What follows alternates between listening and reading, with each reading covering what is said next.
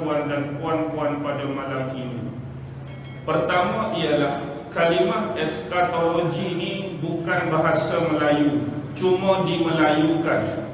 Dia juga bukan asalnya bahasa Inggeris, tetapi eskatologi ini dasar dia, sumber dia ialah daripada bahasa Yunani ataupun bahasa Greek kuno.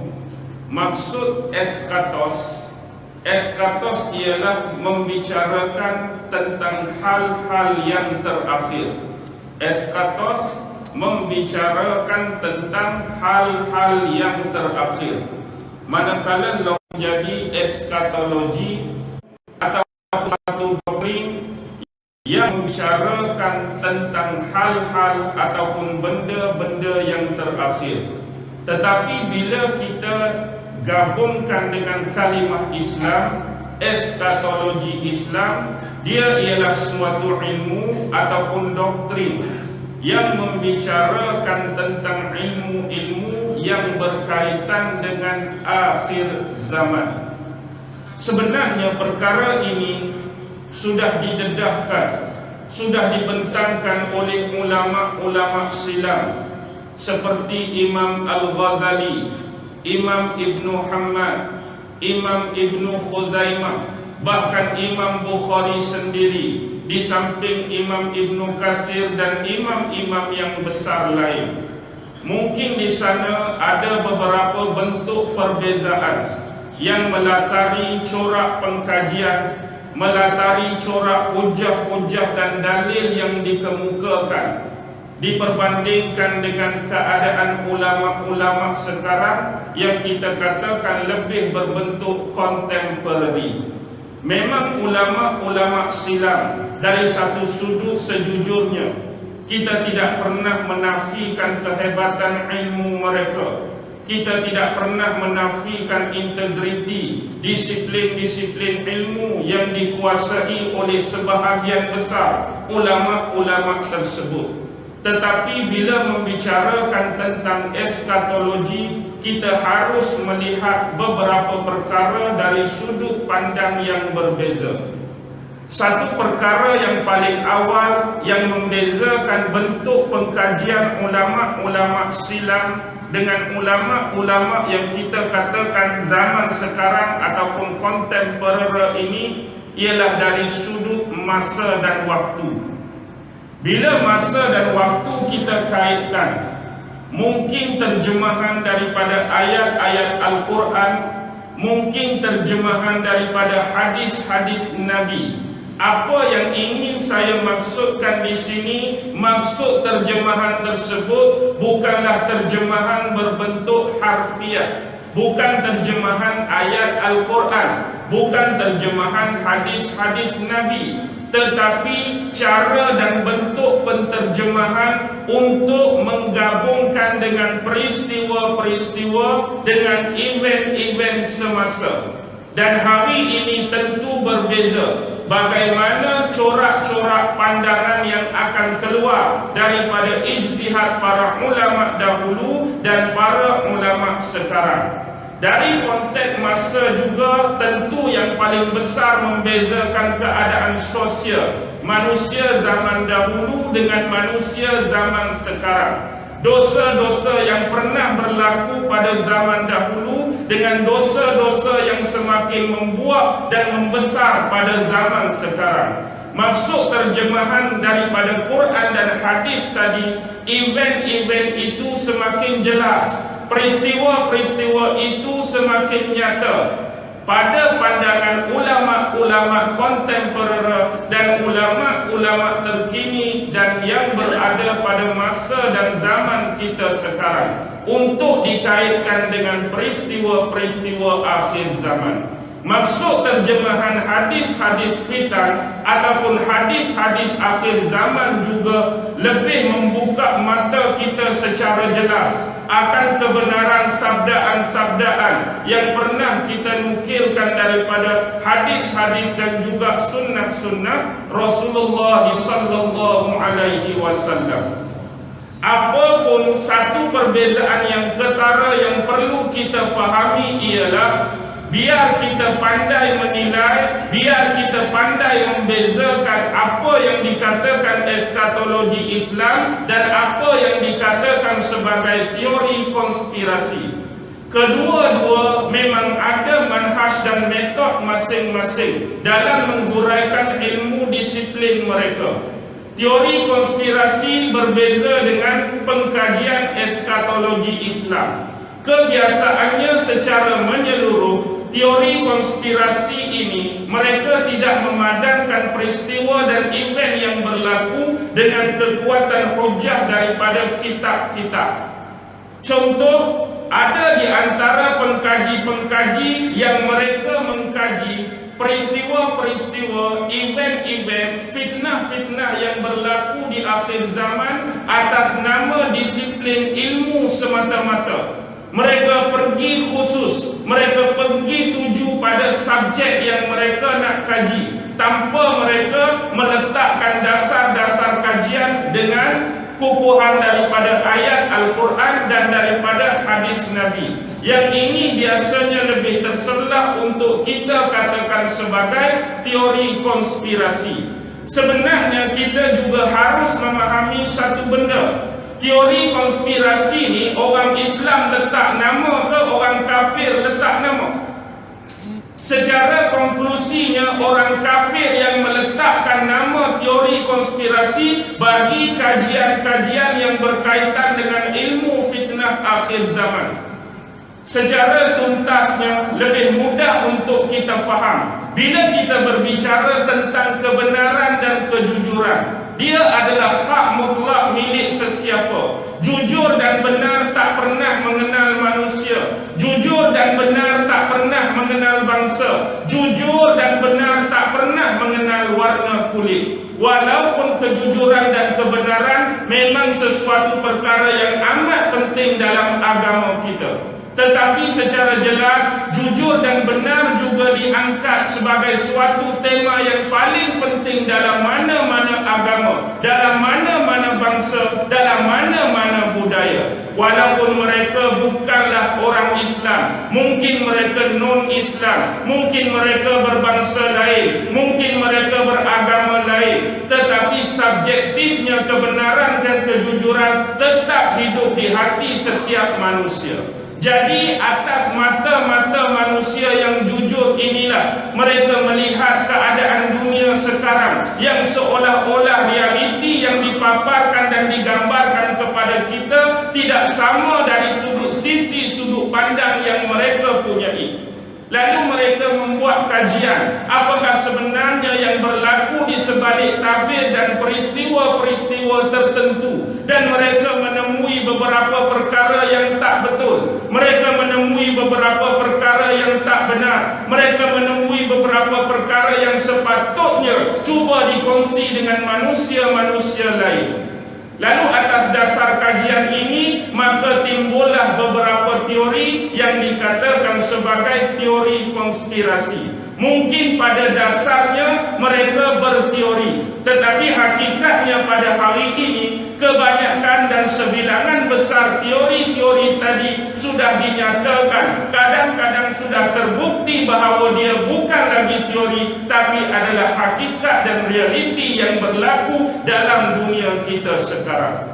Jadi bagi mereka yang cuba menyembunyikan, melindungi hakikat sebenar, lantas takut rahsia-rahsia mereka ni terbuka, rahsia-rahsia mereka ni diketahui oleh orang lain, mereka menuduh ilmu ini sebagai teori konspirasi. Biar orang menganggap dia semata-mata sekadar teori saja. Benda yang boleh nak pegang, benda yang tak boleh pegang, benda yang boleh percaya, benda yang kita boleh tak percaya, benda yang orang boleh terima dan mungkin kadang-kadang orang tak boleh terima.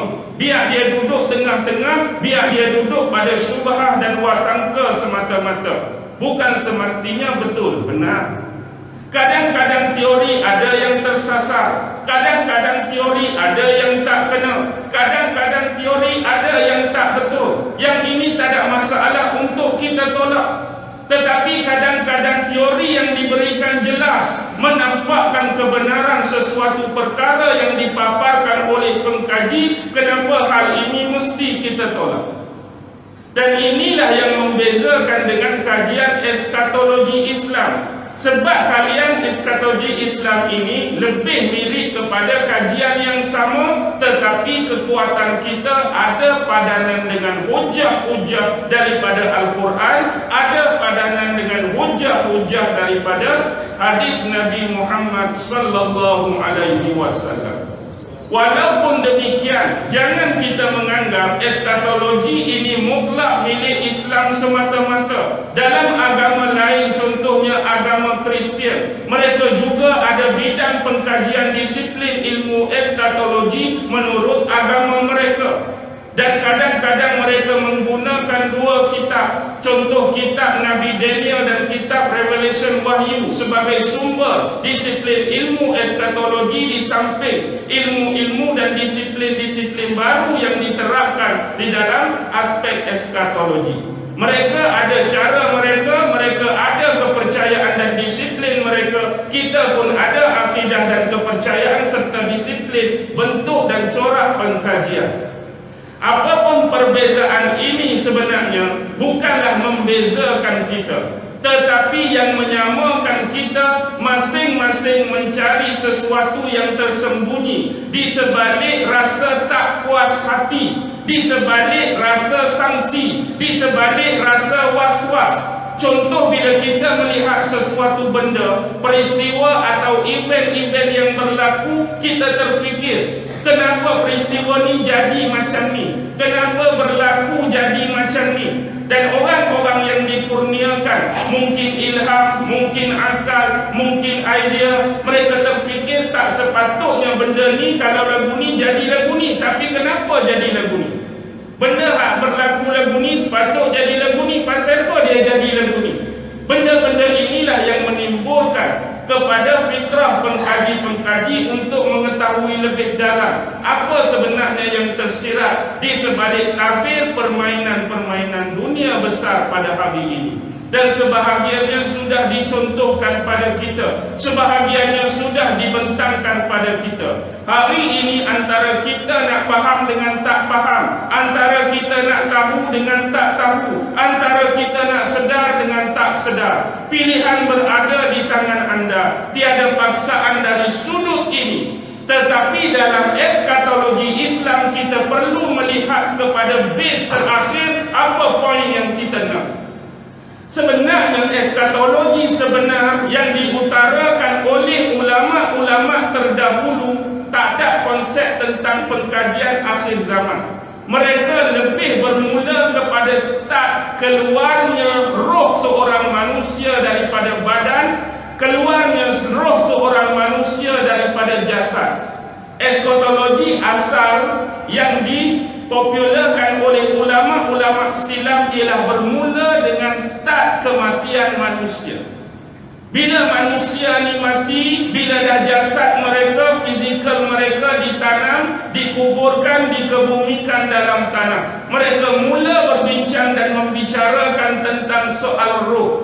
Bagaimanakah keadaan roh sebelum menjelangnya hari kiamat? Bagaimanakah keadaan roh sebelum dibangkitkan oleh Allah Subhanahu wa taala untuk diadili dan dihakimi di mahkamah Allah Subhanahu wa taala?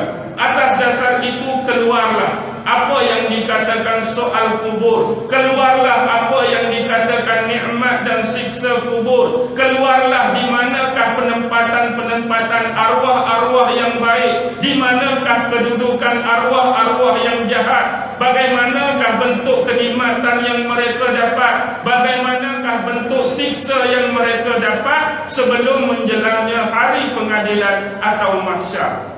Mereka meneruskan pengkajian ini kepada zaman mahsyar pula, berbincang tentang mizan timbangan Allah, berbincang tentang sirat, berbincang tentang kitab amalan masing-masing dan sebagainya. Sampailah penentuan kepada dua konteks yang terakhir, sama ada kita menjurus pada surga ataupun kita menjurus ke dalam neraka. Ini base asal tentang eskatologi. Dan bila ini kita pegang sebagai salah satu akidah dalam rukun iman kita, iaitu percaya dan beriman kepada hari kiamat. Yang ni kita kena pegang, yang ni kita kena percaya, yang ni kita kena yakin, yang ni kita kena akidahi. Jadi atas dasar tersebut, bimbang kita akan dilorongkan dalam skop yang kedua, iaitu neraka. Jadi persiapan dibuat awal-awal oleh ulama Islam agar kita ni sedar diri, agar kita jangan terpedaya, agar kita jangan tertipu, agar kita jangan lalai dan leka sewaktu Allah memberikan kehidupan di dunia. Sebab bila kita percaya kepada suatu benda atau perkara, tidak dapat tidak tujuan kita ada di sana. Dan bila kita semua menuju kematian, hari kiamat, hari pengadilan, sama ada syurga dan neraka, bentuk kehidupan kita perlu dikawal dalam lingkungan agama.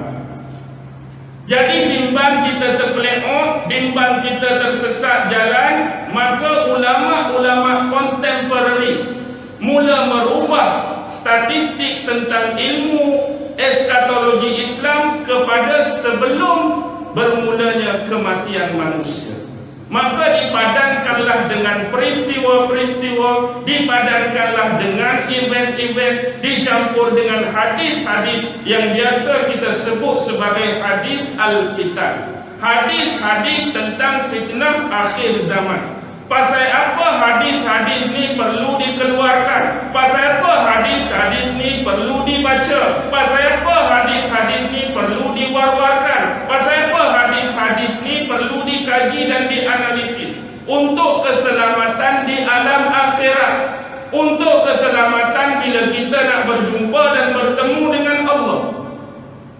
Hari ini bila kita berbicara tentang fitnah, memang fitnah tu dah banyak, memang fitnah tu dah keluar, memang fitnah tu dahsyat. Sampai kadang-kadang mungkin kita yang terjaga diri kita ni takut terjebak dengan fitnah, hari-hari kita terbuat fitnah kepada orang lain. Contoh yang paling mudah, antara saluran fitnah yang paling banyak yang kita sedar tak sedar ialah melalui telefon. Kadang-kadang sampai satu berita, sampai satu benda yang kita sendiri pun kadang-kadang tak pasti benda ni betul ke, benda ni tak betul, benda ni sahih ke, benda ni tak sahih, benda ni meyakinkan, benda ni meragukan. Kita pun tumpang kaki, pi viral pada orang lain, pi send pada orang lain, pi sebar pada orang lain. Last kali, oi tak betul rupanya. Last kali tak sahih rupanya. Last kali meragukan rupanya. Kalau sampai 2-3 orang tak kisah, takut dah sampai beratus beribu orang.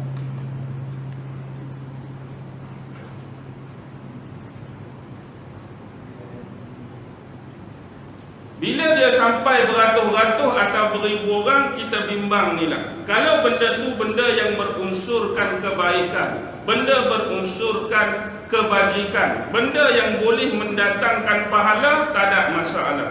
Kita takut kadang-kadang benda tu boleh mendatangkan fitnah, dosa dan kemaksiatan kepada Allah Subhanahu wa taala. Jadi berpesan pada diri sendiri dan hadirin hadirat semua, berhati-hatilah tentang fitnah-fitnah di akhir zaman. Ini salah satu contoh yang saya bagi, fitnah yang boleh lahir dan keluar melalui alat yang dipanggil sebagai telefon bimbit. Baik, kembali. Bila kita nak sebut tentang eskatologi tadi, sebelum saya pergi lebih jauh, setakat ni bagaimana? Boleh faham ke? Faham sikit-sikit ke? Banyak pening ke? Bagaimana? Ada orang kat tangan ustaz, sejak dari mula sampai ustaz tanya ni, saya faham 100%. Ada pula 50 faham, 50 tak berapa jelas. Ada pula saya dengar ustaz cakap saja, faham tak pun. Itu yang saya takut tu. Kita main jauh-jauh nak suruh orang faham. Tapi begitulah.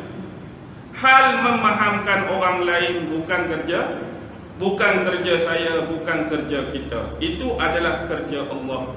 Kerja Allah hak nak bagi faham. Sebab tu samalah konsep macam kita di sekolah. Saya sebagai guru, kalau kira bab faham ni kerja kita, pada murid 30 orang dalam kelas sekali mengajar, memang keluar tu senyum.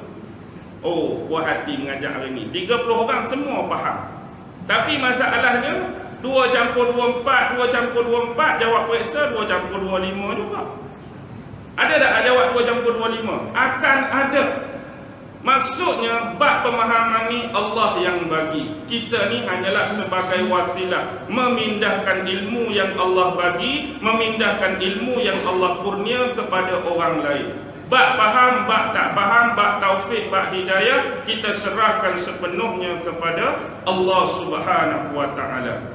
Baik, bila kita dah faham pada tingkat yang pertama tentang eskatologi, iaitu perbahasan-perbahasan hari ini dari sudut pandang ulama-ulama kontemporer, maka seolah-olah nampak sudah terabaikan konteks asal yang didasarkan oleh ulama-ulama silam.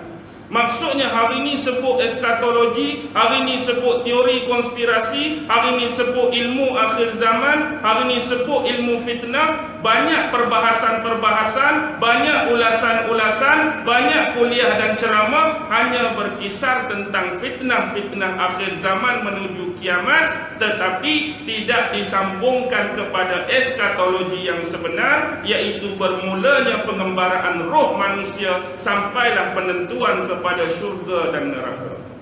Yang ni kita kena beringat. Sebab tu tujuan utama, sebab tu tujuan asal kita. Hidup di dunia memang manusia akan merasai pelbagai ujian, pelbagai ragam kehidupan suka dan duka. Tapi dalam keadaan tersebut kita kena beringat, kita kena berhati-hati dengan pantang larang yang datang daripada ayat-ayat Al-Quran dan juga sabdaan-sabdaan daripada Rasulullah sallallahu alaihi wasallam. Bila dah faham hak ni, kita tak mau pihak dalam-dalam. Kita pergi kepada step yang kedua. Bila nak memahami tentang konteks kemanusiaan kita untuk dipadankan dengan konteks fitnah. Sebab biasa kisah akhir zaman banyak dipaliti dengan fitnah-fitnah kecil, fitnah-fitnah besar, tanda-tanda kiamat kecil, tanda-tanda kiamat besar. Bila sebut tentang konteks kemanusiaan, kita kembali kepada awal penciptaan manusia, iaitu dalam surah Al-Baqarah ayat 30 hingga ayat 35. Di situ kisah awal penciptaan Nabi Adam alaihi salam. Kita semua sedia maklum, boleh rujuk Baqarah 30 hingga 35. Baik, dalam konteks awal Allah bertanyakan kepada para malaikat, yang Al-Quran datangkan firman seolah-olah menggambarkan bentuk two-way communication, dalam bentuk dialog antara Allah dan sekumpulan malaikat. Allah berbicara dengan malaikat ialah tentang iradah, tentang keinginan Allah untuk menciptakan khalifah di muka bumi. Bila Allah berkehendak menciptakan khalifah di muka bumi dan menyuarakan serta mengemukakan impian dan kehendak tersebut kepada para malaikat, buat permulaan malaikat-malaikat ini bersetuju atau seolah-olah membangkang usul itu. Setuju terus, oh, baguslah wahai Allah kalau kamu nak buat khalifah, baguslah wahai Allah kalau kamu nak buat manusia, atau ayat dia lagu lain. Setuju ke ada bangkangan? Setuju ke ada protes? Ada protes, ada bangkangan. Baik, sebenarnya bangkangan ini berasas kerana sebelum Allah menciptakan khalifah yang bernama Nabi Allah Adam alaihi salam sebagai manusia, sebelum ni Allah sudah menciptakan sejenis makhluk daripada kalangan bangsa jin, yang mana sebahagian bangsa jin ini sudah menghuni bumi, sudah mendiami bumi, dan kebanyakan mereka sudah melakukan banyak pertumpahan darah dan banyak berlaku kerosakan di muka bumi.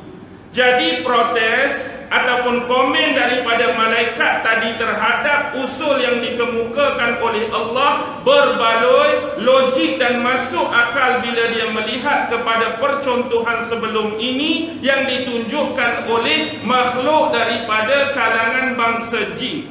Protes ini ialah akibat kebimbangan, takut bila diciptakan makhluk yang nama manusia, yang nama Adam, bila mereka ni beranak pinak, mereka juga akan melakukan benda yang sama di muka bumi. Kalau tiada percontohan ni, logik atau tidak, usul ini akan dibangkang. Kalau tak ada contoh awal, logik atau tidak, nak bangkang. Wahai malaikat, aku bercita-cita nak menjadikan makhluk di bumi, khalifah di bumi nama manusia. Jin pun tak ada lagi sebelum tu. Agak-agak bangkang ke tak bangkang? Tak bangkang. Sebab tak logik untuk dibangkang. Sebab tu sebagai first permulaan. Macam hari ni, zaman kita tak ada kereta. Kita tak ada kereta lagi. Saya sebagai seorang saintis, hadirin hadirat, saya sebagai seorang saintis dan profesor, saya nak buat satu jenis kenderaan yang bentuk dia macam ni. Saya pun tunjuklah lakaran dia, saya tunjuklah desain dia, saya tunjuklah ciptaan dia, saya tunjuklah rekaan dan prototipe dia. Dia kena duduk lebih kurang macam duduk atas kursi. Ada roda 4 biji, ada rim, ada tu, ada ni, ada ni. Kita nak namakan dia sebagai kereta. Tiba-tiba mari seorang ustaz, jangan ustaz buat dan reka kereta ni. Sebab kalau ustaz buat kereta ni, ramai orang akan langgar lampu isyarat. Kereta tak buat lagi, tapi dia boleh tahu dah kereta ni akan langgar lampu isyarat.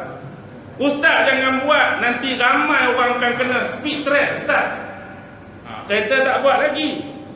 Jangan buat ustaz, nanti ramai orang pecut 200, 220, ramai akan aksiden di highway. Logik ke tak logik? Alasan tak dia bagi untuk saya tak cipta kereta. Tak logik. Sebab kereta tak buat lagi, mana hang tahu dia nak langgar lampu isyarat? Mana hang tahu dia nak kena speed trap? Mana hang tahu nak jadi aksiden? Ni kenderaan pertama hak baru nak buat. Jadi maksudnya jawapan malaikat itu reasonable dan logik kerana ada percontohan walaupun mungkin bentuk sumber penciptaan tak sama. Sebab jin dihasilkan daripada api dan Adam dijadikan daripada tanah. Tapi malaikat masih lagi meneruskan jawapan mereka. Sesungguhnya kami ini sentiasa bertasbih memuji kamu dan sentiasa menyucikan kamu. Seolah-olah masih tak cukupkah dengan apa paparkan Tuhan kita, sembahan kita ialah Allah Subhanahu wa Ta'ala, dan dialah yang menciptakan segala makhluk. Tak kira apa jenis, tak kira apa warna, tak kira apa bentuk, tak kira apa nama, termasuk keseluruhan alam semesta adalah Allah Subhanahu wa Ta'ala. Persoalan sekarang, kenapa saya menyebut isu ini? Di luar sana, sedar atau tak sedar, tahu atau tak tahu, agama kita Islam sekarang banyak diserang dan dipropagandakan. Malah datang kepada kita berupa cacian, datang kepada agama kita berupa makian, datang berupa kepada penghinaan. Hari ini mereka menghina agama. Dahulu ini adalah benda biasa, tetapi sedar atau tidak sedar, penghinaan ini mula berjangkit dan menjalar kepada Nabi dan Allah Subhanahu wa Ta'ala sendiri. Bukan setakat caci agama, maki agama, hina agama, merendah agama, memperlekeh agama, tetapi mereka juga menghina Nabi, memperlekeh Nabi dan mencaci maki Nabi. Bahkan Allah juga turut direndah-rendahkan oleh mereka. Tak perlu kita persoalkan siapa mereka, mesti mereka datang di luar daripada konteks apa yang kita pegang dan anuti, iaitu Islam. Sekarang mereka bermain dengan kata-kata seperti ini. Apakah sebenarnya Allah wujud atau tidak? Biasa kalimah macam ni datang daripada agama lain atau orang yang jelas tak ada agama. Allah ada ke tak ada? Ni orang ada agama ke orang yang memang tak ada agama? Kalaulah luar pada Islam sekalipun, non-Muslim, kalau dia Kristian, dia masih mempercayai keberadaan Tuhan. Yahudi masih mempercayai keberadaan Tuhan. Agama-agama lain mempercayai keberadaan Tuhan. Kalau hak jenis tak percaya ni, ada agama ke tak ada agama? Baik. Sebelum ni, kita kenal satu kelompok yang dinamakan sebagai etis. Bukan etis. Etis pun bahaya, etis pun bahaya. Etis bahaya pada kesihatan, etis bahaya pada akidah dan pegangan. Baik. Pertama, anda harus kenal 3 benda ni dulu. Baik. Dalam disiplin ilmu teologi, ilmu yang bersangkutan dengan keagamaan dan akidah, yang pertama kita sebut sebagai tisma. Tak ada lagi etis depan tu, tisma. T-E-I-S-M-E, tism. Kalau nak berhenti, tism. Ma'arif disukun. Tisma. Bila sebut tisma, dia terbahagi kepada 2. Satu dipanggil monotism, yang kedua dipanggil politism. Monotism ialah mana-mana kumpulan, mana-mana manusia yang meyakini dan mempercayai kewujudan Tuhan. Tetapi dari sudut monotisme, mereka hanya mempercayai Tuhan itu satu, tunggal, esa. Jadi mana-mana agama, mana-mana individu, mana-mana kumpulan, mana-mana grup dia yakin dan percaya Tuhan tu ada dan Tuhan tu bersifat tunggal dan esa, dia termasuk dalam kelompok monotism. Kalau satu lagi dipanggil politism. Kalau politism, mana-mana kelompok, grup, agama, orang, individu yang percaya Tuhan tu ada, tapi Tuhan tu jenis ramai, jenis banyak, jenis berbilang, dipanggil politism. Hakikatnya, hak ni tunggal, hak ni ramai, dua-dua ni digabungkan dalam tisma, dua-dua percaya Tuhan tu ada. Konsep ketuhanan saja yang berbeza. Okey, jelas satu. Ke tak faham lagi? Faham tak? Yang kedua, tambah A sebiji kat depan, baru jadi etisma. Etisma ni ialah orang-orang yang menolak dan menafikan kewujudan dan keberadaan Tuhan. Dengan nisbah paling mudah, Tuhan tu tak wujud, Tuhan tu tak ada. Tak ada lah bagi dia. Jadi kalau kita tanya siapa yang cipta dia, siapa yang cipta alam semesta, siapa yang cipta semua makhluk ni, dia kata jadinya sendiri. Boleh tak satu benda nak jadinya sendiri? Sama ada benda bernyawa atau jamadat seperti botol. Hai botol, jadikan diri kamu sekok lagi. Boleh keluar botol satu lagi. Botol tak mampu nak menjadikan botol satu lagi sebelah dia. Gelas tak mampu nak mencipta gelas satu lagi sebelah dia. Meja tak mampu nak mencipta meja satu lagi. Bahkan hak bernyawa sekalipun cuba buat seorang lagi, anda boleh tak? Abang, cuba buat keluar seorang lagi.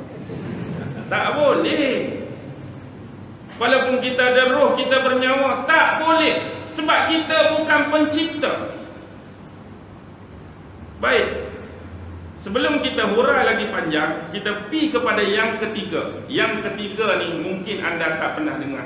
Yang ni dipanggil agnotisme. Agnotisme.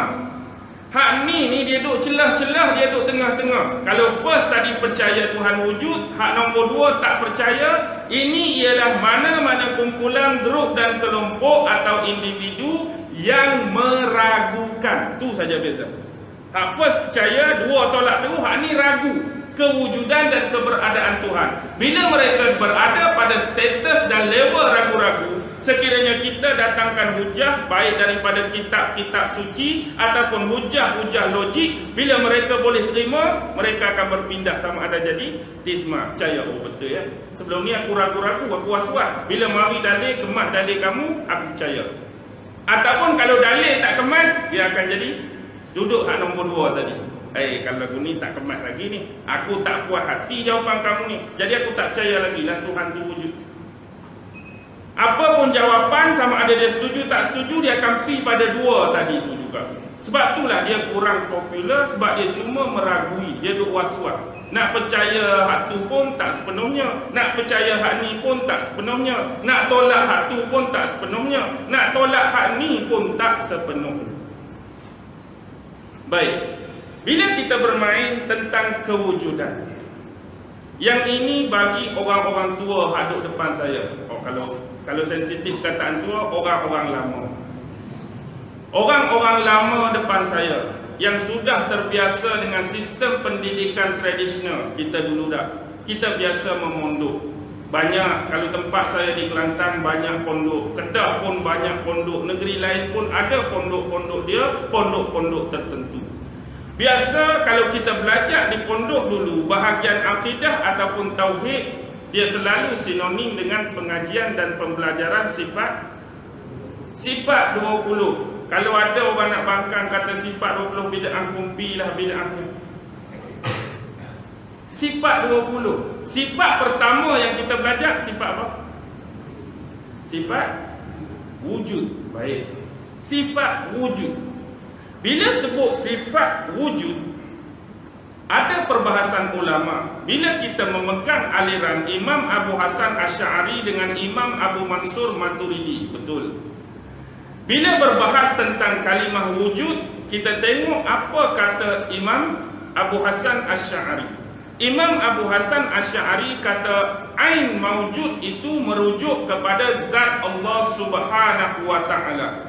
Ain maujud ialah zat Allah, dan maujud itu diambil sebagai amrun i'tibari, iaitu satu perkara yang diiktibarkan. Apa maksud dia? Apa maksud dia? Amrun i'tibari. Tengok pandangan kedua Imam Fakhruddin Ar-Razi gabungan dengan pandangan Imam Abu Mansur Al-Maturidi. Dia mengatakan bahawa ain maujud itu bukanlah zat dan bukanlah selainnya, tetapi dia hanya bersifat haliyah, untuk menceritakan tentang keberadaan hal tersebut. Jadi ada perbezaan. Sekarang ni bila kita sebut tentang wujud, hari ni hak orang memperlekehkan ilmu sifat 20 ni, mereka ingat belajar sifat 20 ni senang. Okey, yang pertama sifat apa? Senangnya sifat wujud. Apa tu wujud? Wujud tu wujud. Wujud tu ada. Okey, pindah ke sifat yang kedua, bapa. Ataupun kidam ataupun apa seterusnya. Lagu tu kan memahami sifat wujud Allah. Lagu tu kan? Baik. Sebenarnya ambil kalimah wujud ni wujud apa? Jangan kata saya nak mengajak orang tua di sini dak ni. Saya nak ulang balik. Bila orang memperkatakan tentang isu kewujudan dan keberadaan, wujud sekarang yang kita bincang ini ialah zat atau sifat. Wujud yang kita duk bincang sifat 20 ni zat ke sifat? Nama lagi sifat 20. Jadi satu yang disifatkan pada zat Allah, sesuatu yang disandarkan pada zat Allah, sesuatu yang dinisbahkan pada zat Allah. Kita bukan nak menafikan zat tu sememangnya ada. Tapi kalimah wujud pada pembelajaran sifat tu, sebenarnya wujud sendiri tu ada ke tak ada? Bukan makna dia wujud tu ada, wujud tu wujud. Wujud tu sendiri ada ke tak ada? Ada ke tak ada? Ada ke tak ada? Sudahlah. Bukan tasawuf ni. Ni hak kira tauhid sifat 20 hak rendah-rendah lagi ni. Baik. Contoh nak bagi senang faham. Saya pergi rumah Tok Imam mana Tok Imam? Ni. Saya pergi rumah Tok Imam. Kebetulan Tok Imam tak ada. Saya pun duk tengok ke jendela, tengok ke pintu, tak nampak bayang, tak nampak kelibat, tak nampak zat, tak nampak batang tubuh. Tiba-tiba keluarlah isteri Tok Imam. Jadi saya pun tanya, Tok Imam ada ke tak ada? Tengok soalan tadi, Tok Imam ada ke tak ada? Baik, kita bayangkan isteri Tok Imam faham benar permasalahan ni. Dia pun tanya saya balik, Ustaz nak ke Tok Imam ke, nak ke ada ke, nak ke tak ada? Kita tanya Tok Imam ada ke tak ada? Dia tanya Ustaz nak ke Tok Imam ke, nak ke ada ke, nak ke tak ada? Hakikatnya kita pergi nak ke siapa? Nak ke Tok Imam. Nak kepada Tok Imam. Tetapi kenapa perlu keluar ada atau tak ada? Sebab persoalan ada atau tak ada keluar, Tok Imam ada ke tak ada Tok Umar? Sebab Tok Imam tak ada lah, baru keluar isu wujud atau tak wujud, ada atau tak ada. Sekiranya hak keluar tu memang Tok Imam. Logik atau tidak persoalan macam ni muncul, Tok Imam hak muncul. Tok Imam ada ke tak ada? Perlu tak soalan tu keluar? Persoalan wujud dengan tak wujud, ada dengan tak ada, tak perlu diperbahaskan lagi. Sebab zat dia di depan kita. Jadi sekarang zat Allah, zat yang nampak atau tak nampak, yang boleh dilihat atau tak boleh dilihat. Bila tak boleh, untuk mengesahkan juga kewujudan, keberadaan zat Allah, maka datanglah kalimah wujud tadi disifatkan pada zat. Zat confirm ada, tu zat dia. Tapi bila kata Tok Imam ada, adanya duduk di mana? Adanya duduk di mana? Tu bawa keluar seketui ada.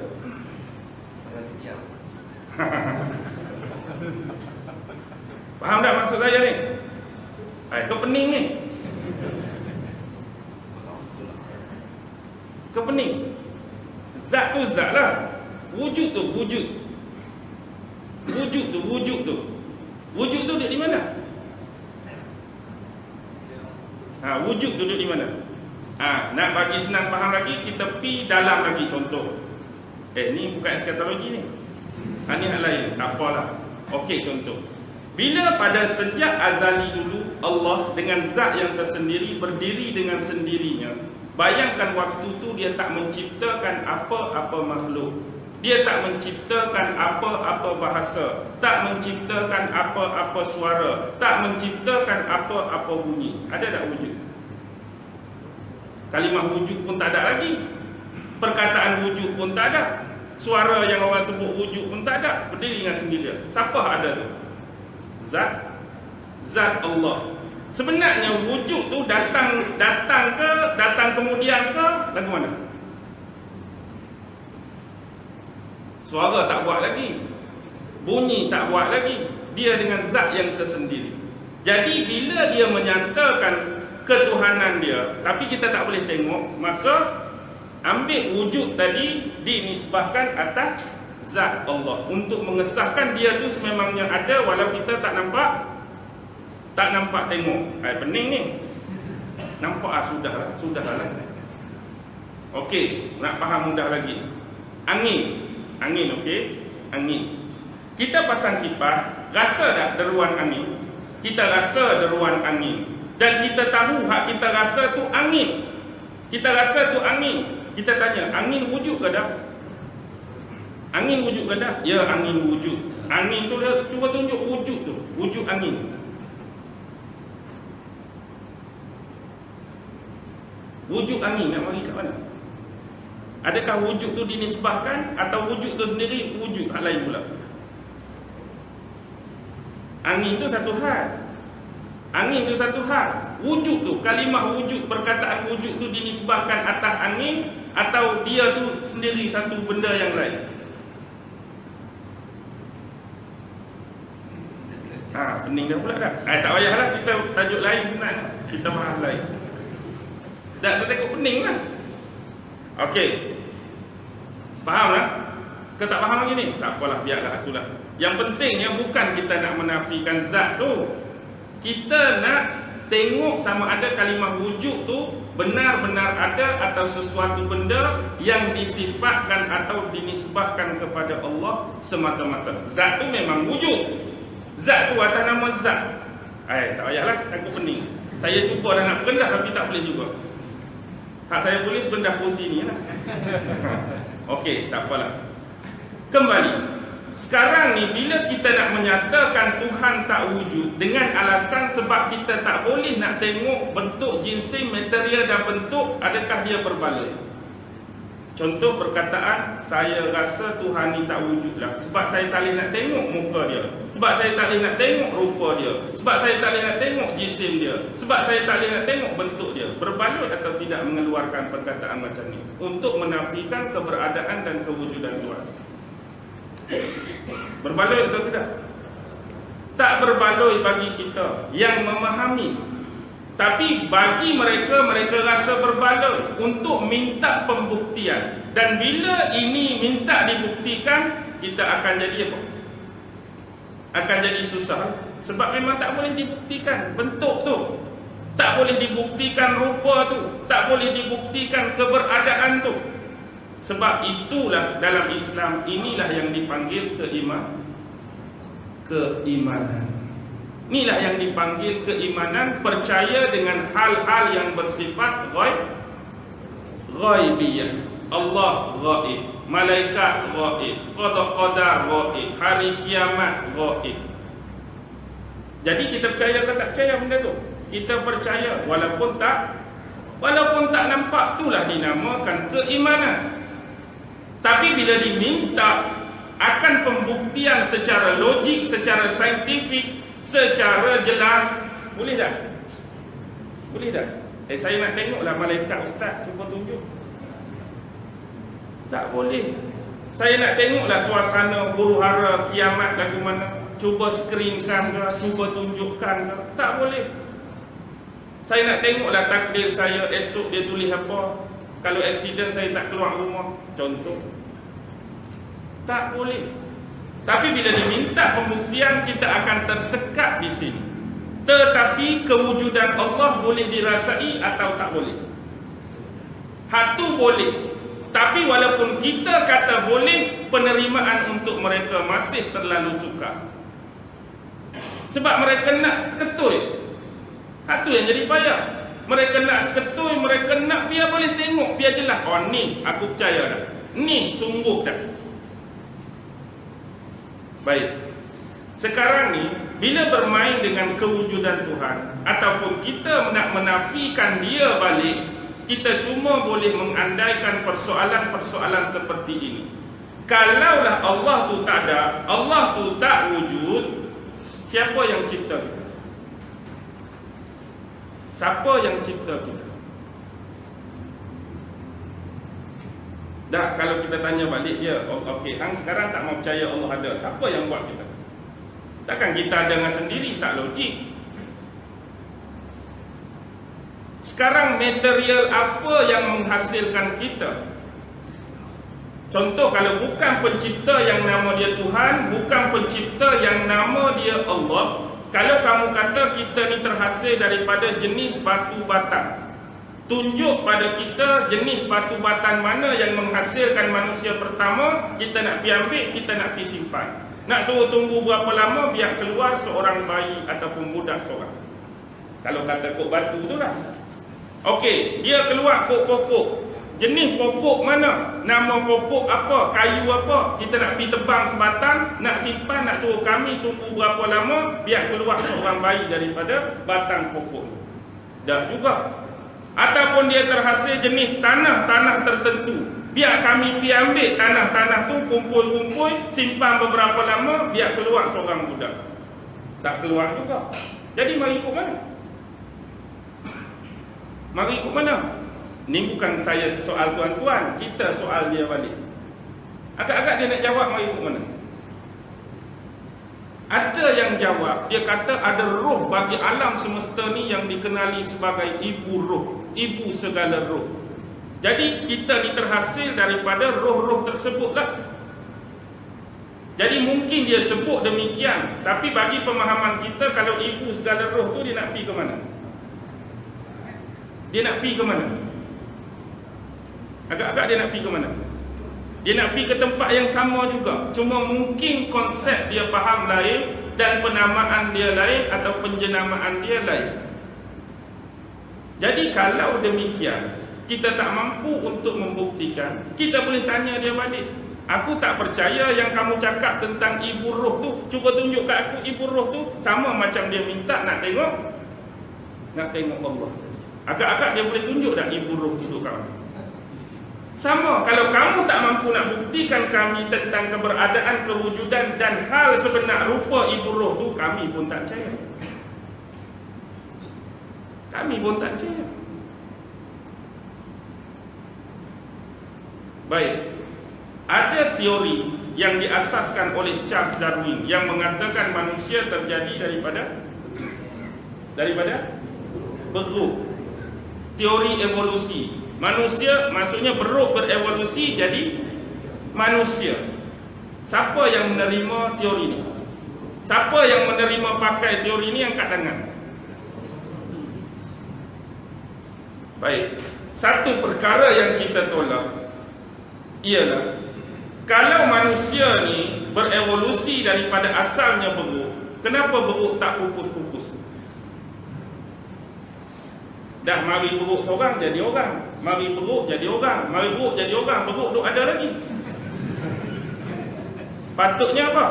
Patutnya tak ada lah, orang tu makin ramai. Hak beranak tu satu hal dah, patut hak beruk jadi orang pun ada lagi. Masalah beruk tak pupus-pupus, tapi beruk beranak tetap keluar beruk.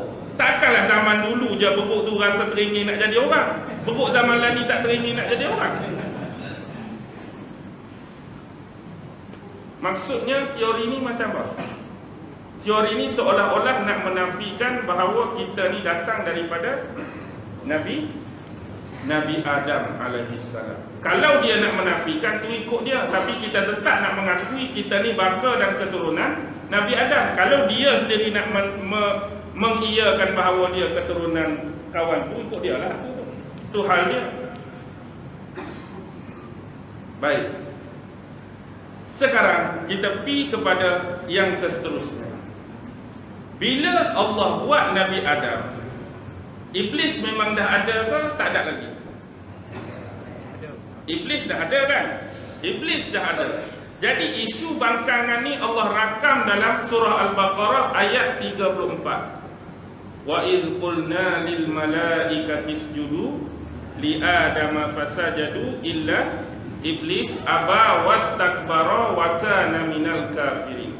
Dan ingatlah tatkala kami berfirman kepada malaikat supaya mereka ini bersujud kepada Nabi Adam alaihissalam, dan malaikat mengikuti arahan dan perintah tersebut. Malaikat sujud pada Adam illa iblis, kecuali iblis aba wastakbara, dia enggan, dia sombong, dia takabur, wa kana minal kafirin, dan dia termasuk di dalam golongan orang-orang yang kufur, yang mengingkari arahan-arahan dan perintah daripada Allah Subhanahu wa taala. Baik.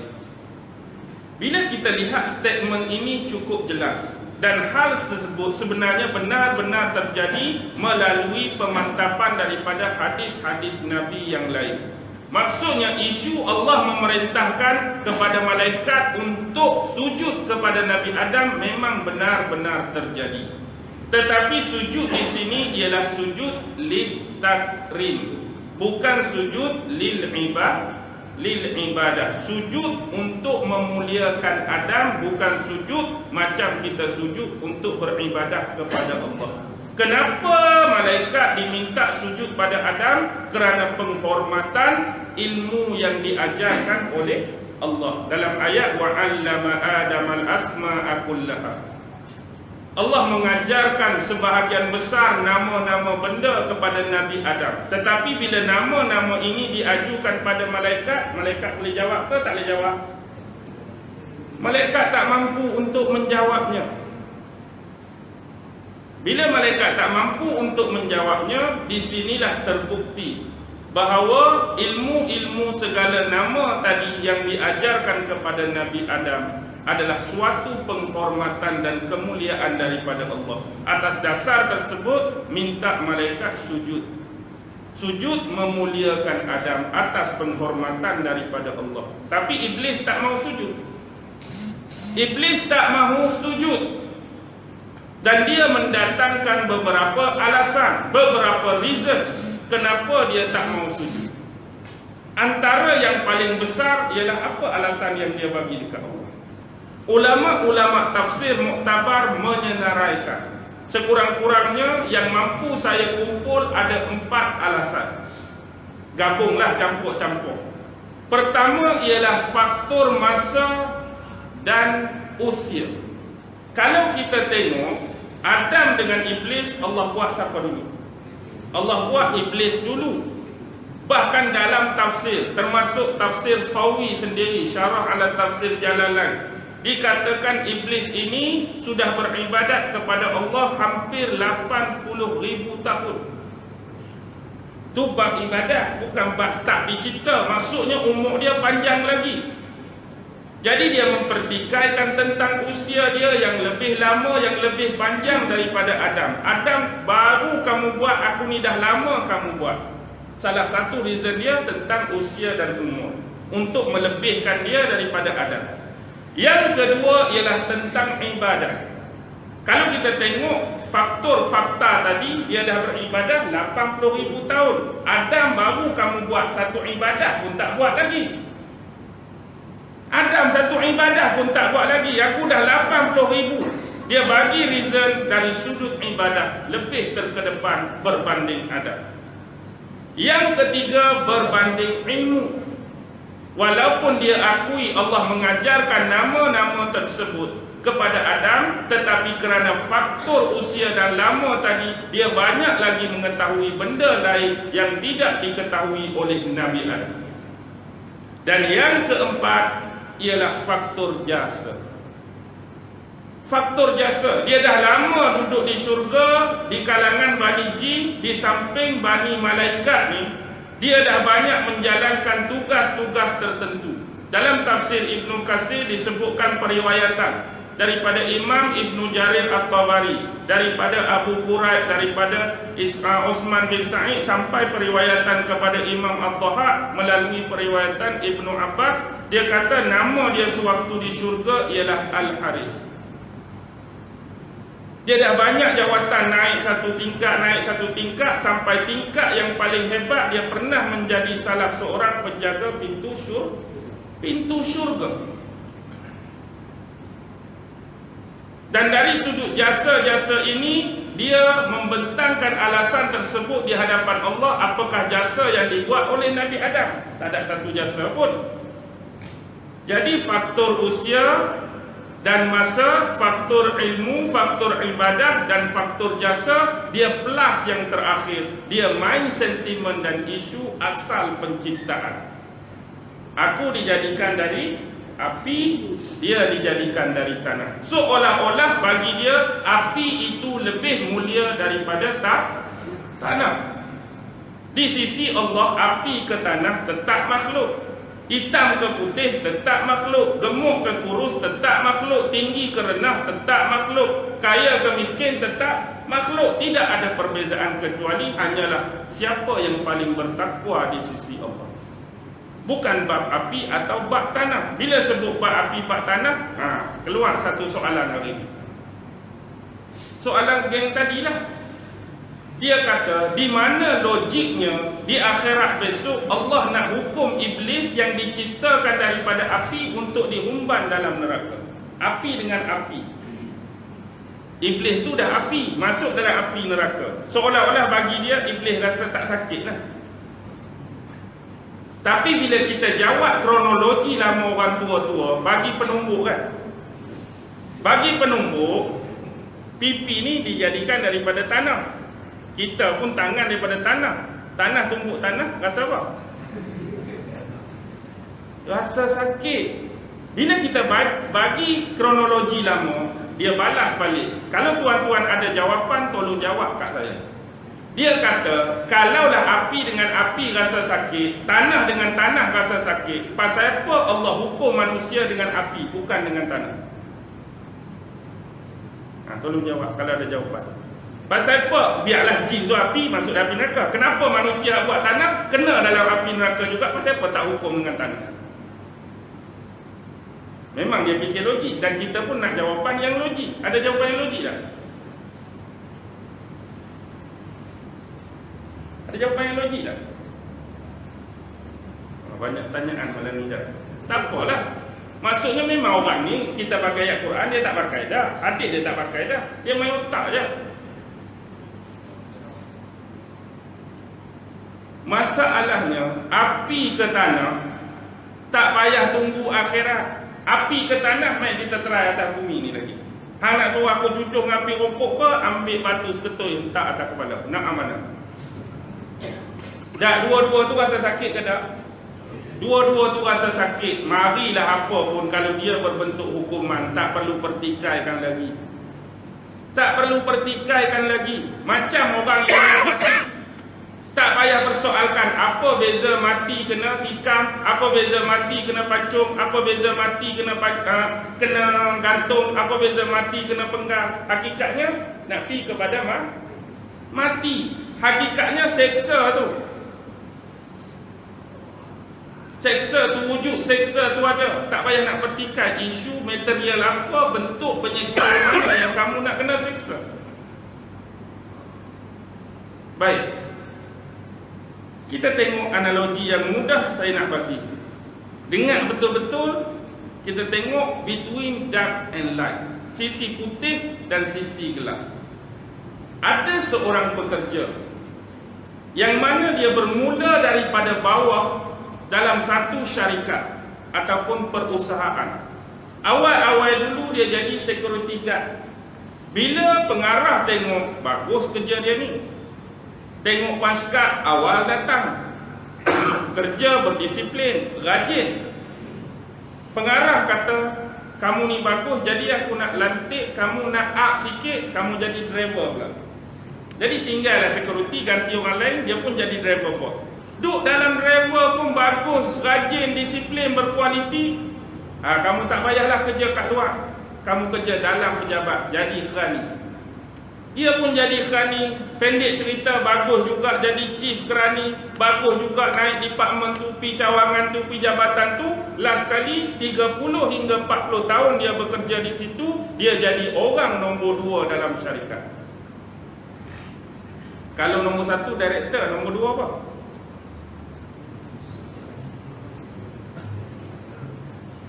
Ikutlah managing director ke apa, saya tak reti hal tu. Tapi tuan-tuan fahamlah, senang, orang nombor 2 hak yang berkuasa di situ. Jadi tiba-tiba satu hari mari director. Bila mari director, dia bawa seorang budak lelaki yang baru berusia 15 tahun sekali dengan dia. Dan dia sebut kepada yang nombor 2 tadi, hari ni aku minta kamu lepaskan jawatan dan kedudukan kamu kena bagi jawatan tu dekat budak umur 15 tahun, aku bawa. Gambaran yang paling mudah dari sisi kemanusiaan, rasional atau tidak rasional, untuk orang hak nombor 2 tadi bangkang bos dia. Berbaloi tak? Rasional. Pasal apa ni bos?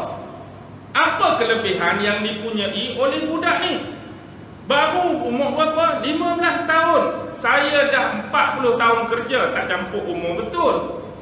Kalau budak ni saya suruh ejen nama, belum tentu lagi ejen nama sendiri pun betul. Apatah lagi nak menguruskan pemasaran, menguruskan perniagaan, berurusan dengan klien dan pelanggan kita, berurusan dengan tender tu tender ni, syarikat tu syarikat ni, firma tu firma ni. Dan tak terbukti mana-mana qualification ataupun sijil yang dia pernah ada kualiti terbaik dalam perkhidmatan dia. Tiba-tiba nak duduk jawatan ni. Bagaimana dengan saya hak bermula dari bawah? Tuan boleh tengok, saya jadi security guard dulu, bagus, ni sijil dia. Saya jadi driver dulu, bagus, ni sijil tuan bagi. Saya jadi chief kerani-kerani jabatan tu, semua ada, terbukti. Tapi kita perlu ingat, yang hadut saran kepada dia, anak suruh ganti tu siapa? Siapa bercakap dengan dia tu? Director. Bila director, kita nombor 2, apa-apa pun kita kena terima. Kena turun, kena buang, kena pecah. Kuasa kita hanya orang bawahan kita, tak lebih daripada orang atasan kita. Itu kita sebut director lah. Tapi kalau dalam cerita seniman Mujalapuk, director Ahmad Nispu pun kalau ada manager Kemak Hassan tak ada masalah. Sebab director nak lagu lain, Kemak Hassan kata okey. Dah, director memang merapu dah kamu 3 ekor ni. Tapi saya tengok kamu 3 ni berkenan lah. Nak buat kata nak. Lain kita cakap, lain yang dia suruh, dah jadi seniman kan. Ni kata nasib. Baik, kembali. Bila habis satu analogi lain. Analogi ni juga tentang seorang pekerja. Yang mana pekerja ni, dia bekerja di satu syarikat. Tetapi director, bos dia memang nak transfer dia ke cawangan lain. Dah di-emailkan, dah diedarkan pemberitahuan kepada setiap cawangan bahawa akan ada seorang pekerja daripada main kita akan ditransfer ke tempat sekian-sekian. Contohlah, pusat kita di Malaysia, kita akan ditransfer ke China. Tapi tuan diri kita ni tak tahu pun kita nak kena transfer. Orang lain tahu semua dah, ada seorang nak akan ditransfer, tapi tak tahu bila. Kita pun kebetulan pergi lewat kerja hari tu 5 minit, tak pernah lewat pun. Hari tu lewat 5 minit, bos kata, pukul berapa sekarang? 8:05 minit. Sepatut kamu masuk paskat 8. Sebab kamu dah melakukan kesalahan, saya nak hukum kamu. Jadi tanya, apa hukuman yang bos nak kenakan? Kamu akan ditransfer ke China. Berbaloi atau tidak untuk berhujah dengan bos kerana sebab lewat 5 minit hari tu, sebelum ni tak pernah untuk ditukar. Berbaloi ke tak berbaloi? Berbaloi lah. Apa ni bos? Cuba bos tengok rekod paskat saya. Kumpul semua, tengok. Semua okey. Dah 15 tahun kerja, semua okey. Tiba-tiba hari ni sehari 25 minit, bukan setengah jam. Takkanlah sebab ni ditransfer. Dari sisi kemanusiaan berbaloi untuk berhujah atas sebab lewat nak pergi transfer sampai ke China. Tapi apapun sama juga macam tadi. Ada depan nak suruh tu siapa? Director, bos. Baik, faham tak? Analogi pertama, Iblis or Adam. Analogi pertama, Iblis. Analogi kedua, Adam. Baik. Dalam rangkuman analogi ini, sekurang-kurang ada 3 benda persamaan antara Adam dengan Iblis. Ada 3 benda persamaan antara Adam dengan Iblis. Yang pertama, dua-dua sama ada Adam atau Iblis pernah menerima kemuliaan dan penghormatan daripada Allah. Ini kena akui. Maksudnya sebelum Iblis membangkang, dia banyak menerima kemuliaan dan penghormatan daripada Allah. Sampaikan malaikat-malaikat yang berada di sisi Iblis pada waktu tersebut pun memuji-muji dan menyanjungi Iblis. Allah bagi kehormatan dari sudut itu. Sampailah tahap dia menjadi salah seorang penjaga pintu syurga. Baik. Dari sudut Adam, dia diberi penghormatan dan kemuliaan. Dari sudut Allah mengajarkan kepada dia ilmu-ilmu segala nama tadi. Wa 'allama Adam al-asma'a kullaha, sehingga layak untuk dia disujudi oleh para malaikat bila Allah memerintahkan demikian. Persamaan yang kedua, ni pun kita tak boleh nafi, dua-dua pernah melakukan kesilapan dan kesalahan. Kesalahan Iblis ialah kerana mengingkari perintah sujud pada Adam. Kesalahan Adam kerana tersilap termakan buah khuldi. Betul ke buah tu nama khuldi? Sebab dalam Quran dia sebut apa? Syajaratul khuldi. Syajarah, pokok khuldi. Kalau sebut pokok khuldi, automatik dah orang kita pokok, dia kata dah pokok pun nama khuldi, mestilah buah nama khuldi. Walaupun Allah tak cerita buah tu nama apa, dia sebut pokok khuld. Macam hari ni kalau kita kata pokok durian, otomatik takkan buah daripada pokok tu kita panggil rambutan dah. Ni pokok apa ni? Pokok durian. Pak jatuh. Pergi kutik-kutik. Hang makan apa tu? Buah rambutan. Dah otomatik bila masuk pokok durian, buah pun durian lah. Mungkin itulah keterkaitan orang sebut tentang buah khuldi. Baik. Bila sebut buah khuldi dan kalimah syajarah dalam Quran banyak.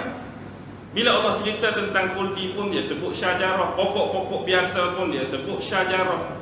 Dan pokok antara makanan ahli-ahli neraka pun dia sebut syajarah. Syajarah apa? Syajarah zakum. Tapi ada benda yang membezakan syajarah zakum dengan syajarah-syajarah yang lain.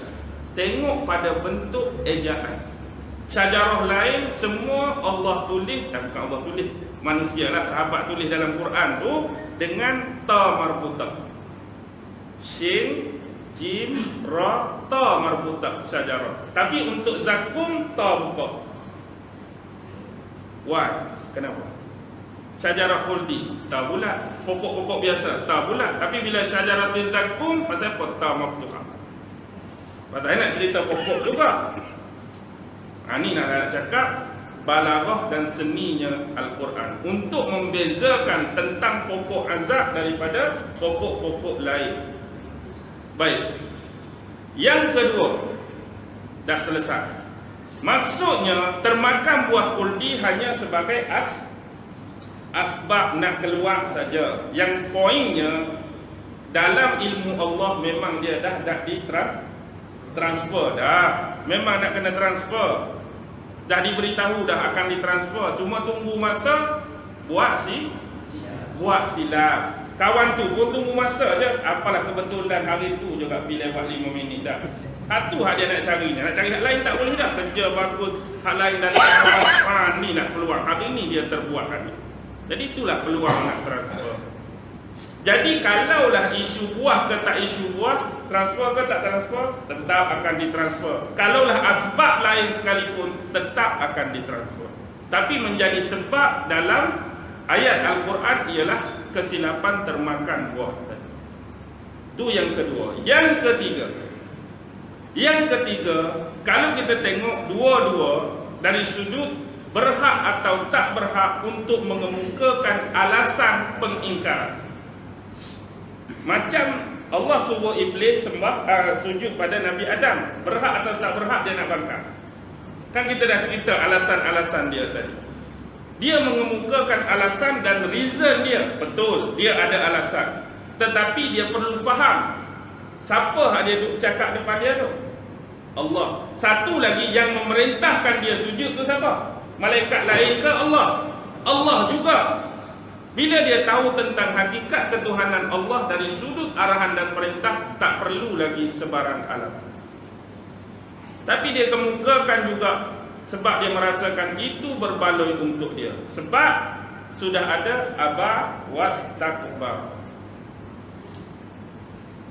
Sebab sifat sombong dan takabur memang senantiasa akan menutupi kebenaran.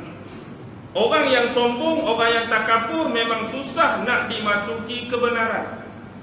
Payah orang nak cerita benda elok kat dia. Payah orang nak cerita benda baik kat dia. Sebab dia selalu menolak. Sekiranya kita ada sifat takabur, ada sifat sombong. Adam juga berhak. Takkanlah satu ni pun nak kena.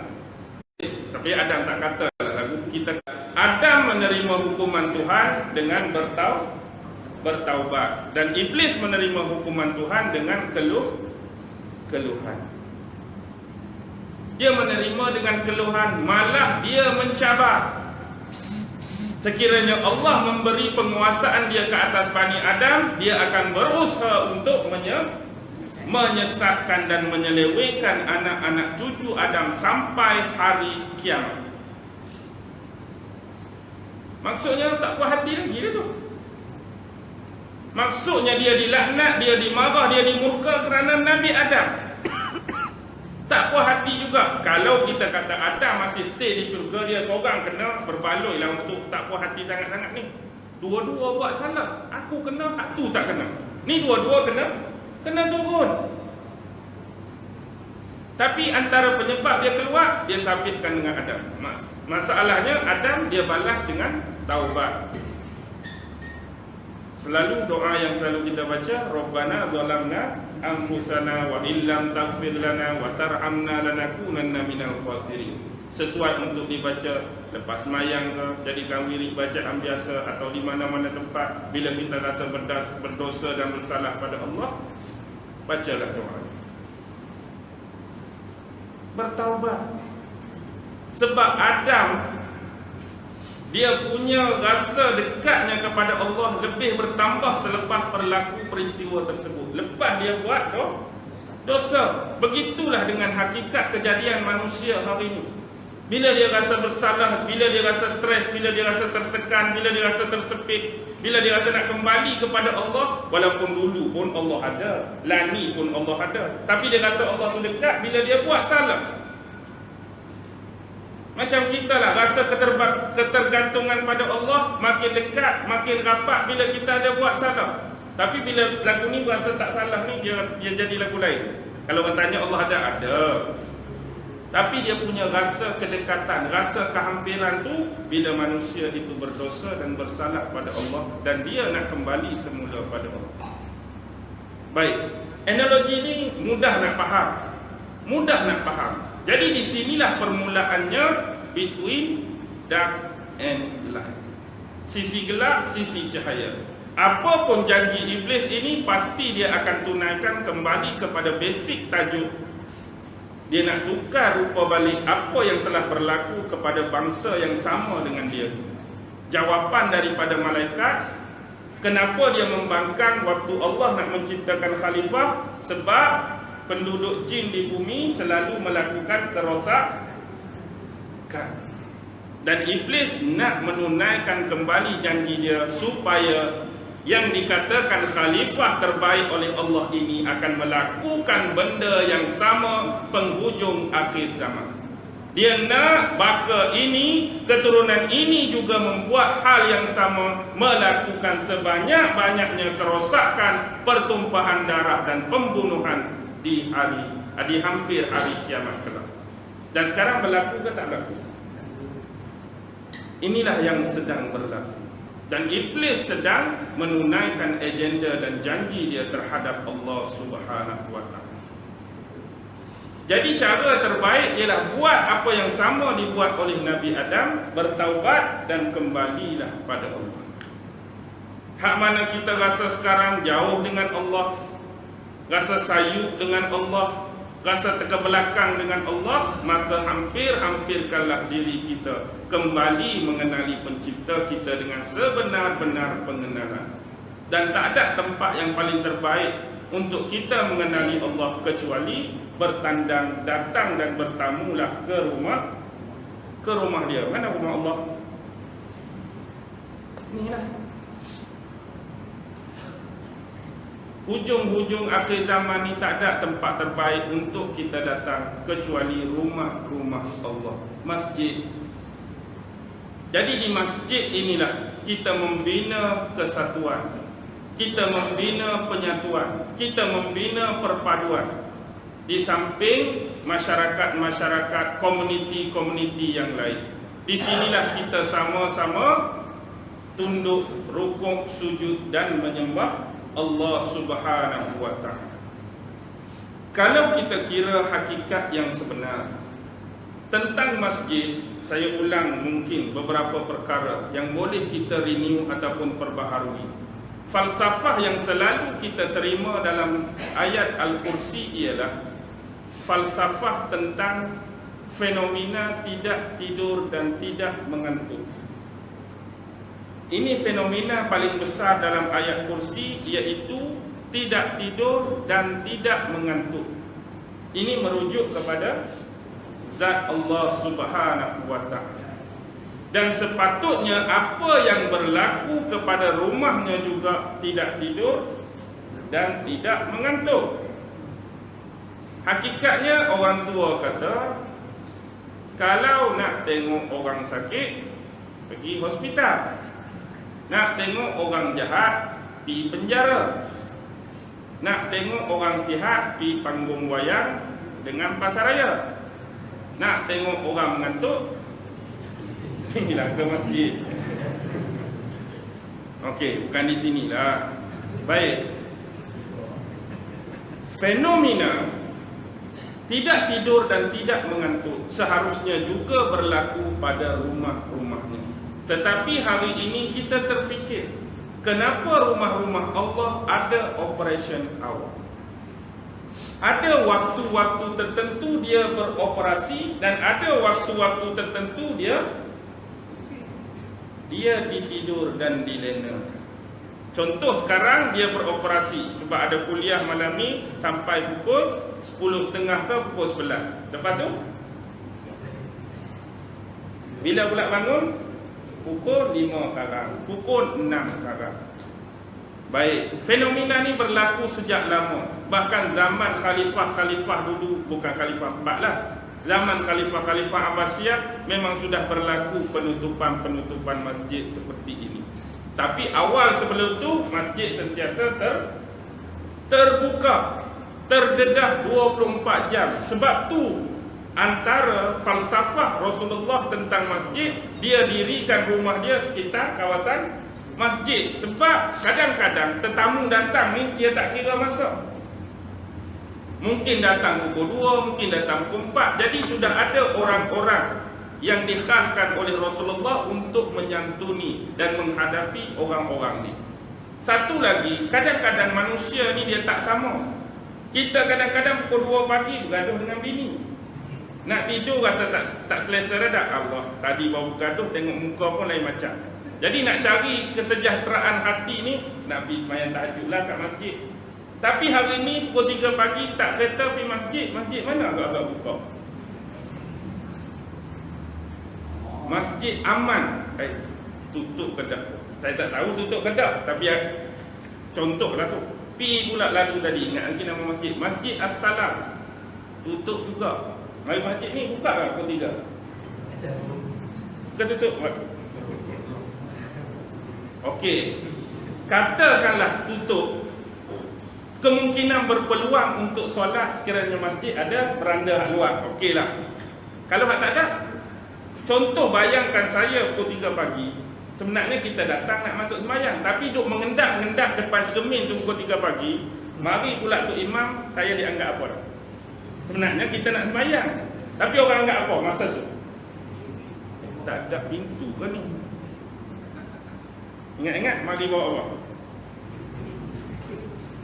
Dah orang kat belakang tu, mari bawa apa? Kayu. Oh, pencuri. Nak lari tabung masjid, nak korek tu, nak kopek ni, nak ni. Macam-macam tanggapan. Tapi kenapa dia tidak berlaku di rumah-rumah ibadat agama? Kenapa rumah ibadat agama lain boleh operation hour 24 jam? Mungkin kita kata tak seramai kita. Sikit boleh jadikan alasan. Baik. Saya pernah tanya rakan-rakan di sekolah, ada bangsa Cina, ada bangsa India. Saya tanya, pernah tak di rumah ibadat kamu, bila pergi sembahyang kamu hilang kasut dan hilang slipper? Dia kata tak pernah lagi lah setakat ni. Kalau tempat saya ustaz, saya kata kalau masjid kami tu standard ya. Hak pi slipper RM3, balik slipper harga RM30, biasa. Kasut harga RM30, balik kasut harga RM300, biasa.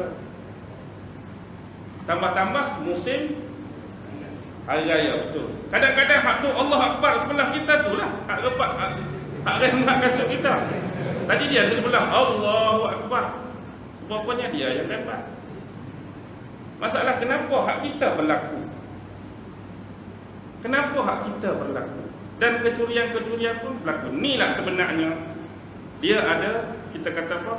Dua pertentangan antara nak melorongkan masjid kepada orang-orang yang nak beriktikaf dengan nak menjaga aset-aset dan benda-benda berharga dalam masjid.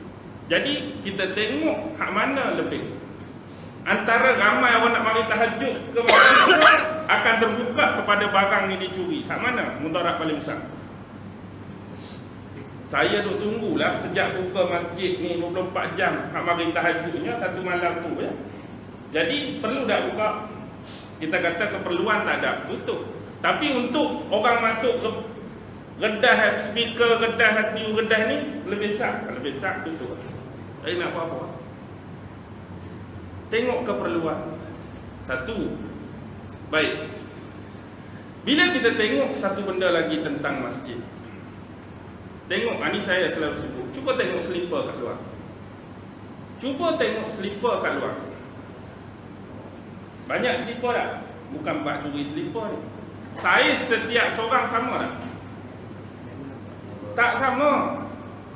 Ni bermaksud ukuran kita tak sama dan ukuran kita sememangnya berbeza. Tapi ingat, pakailah mengikut saiz yang terbaik untuk kita demi keselesaan dan ketenangan. Apa kata kalau saya suruh seorang yang berkaki besar pakai selipar kecil? Apa dia rasa? Tok Imam kaki panjang dan besar, tolong pakai kasut saiz 3. Bila Tok Imam pakai, jadi lagu mana? Muat ke tak muat? Tak muat. Ini akan menyakitkan dan menyusahkan dia. Jadi pakailah ikut saiz yang sebenar. Dan kita cuba tukar. Apakah yang akan terjadi kalau orang kaki kecil kita pakai saiz 9 atau 10? Dia akan jadi apa? Masuk tapi longgar. Nak jalan pun payah, nak lari pun tercabut. Jadi pakailah ikut saiz masing-masing. Jadi memang kita ada perbezaan, tapi perbezaan itu cuma di luar. Bila kita masuk dalam rumah Allah, tak ada lagi. Anda nak tahu, tengok saja pada saf yang pertama. Pada saf pertama, ada orang tinggi, ada orang rendah. Ada hak kulit putih, ada kulit hitam. Ada hak kurus, ada hak gemuk. Ada hak kaya, ada hak miskin. Ada hak berada, ada hak tak berada. Maksudnya bila masuk saja dalam ni, tak ada diskriminasi dalam agama. Semua layak, semua berhak.